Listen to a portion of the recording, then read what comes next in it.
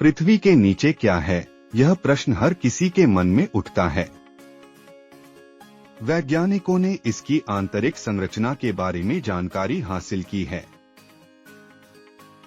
पृथ्वी की बाहरी परत, जिसे भूपर्पटी कहते हैं, हमारी रहने की जगह है। इसकी मोटाई विभिन्न स्थानों पर 5 से 70 किलोमीटर तक होती है। इससे हम सोना, चांदी और अन्य खनिज प्राप्त करते हैं।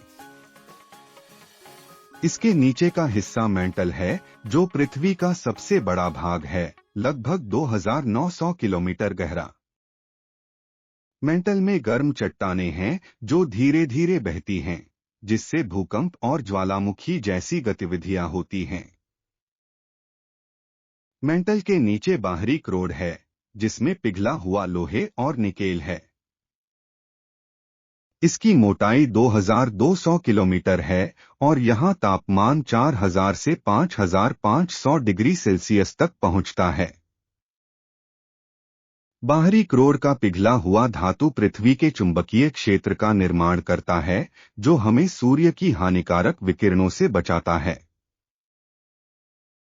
आंतरिक क्रोड पृथ्वी का सबसे केंद्रित हिस्सा है, जहां तापमान 5000 से 6000 डिग्री सेल्सियस होता है, लेकिन उच्च दबाव के कारण यह ठोस है। वैज्ञानिकों का मानना है कि पृथ्वी के अंदर कोई विशाल खाली जगह नहीं है, हालांकि कुछ गुफाएं और सुरंगें पाई जाती हैं। वैज्ञानिक भूकंपीय तरंगों का अध्ययन करके इन परतों के बारे में जानकारी प्राप्त करते हैं। पृथ्वी में सबसे गहरा गड्ढा रूस में कोला सुपरडीप बोरहोल है, जिसका गहराई केवल 12 किलोमीटर है। जब हम पृथ्वी को खोदने की बात करते हैं तो यह काल्पनिक है, क्योंकि गहराई में तापमान और दबाव बहुत बढ़ते हैं।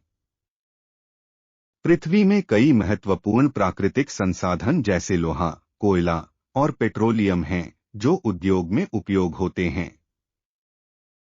भूतापीय ऊर्जा कुछ देशों में बिजली बनाने के लिए उपयोग की जाती है।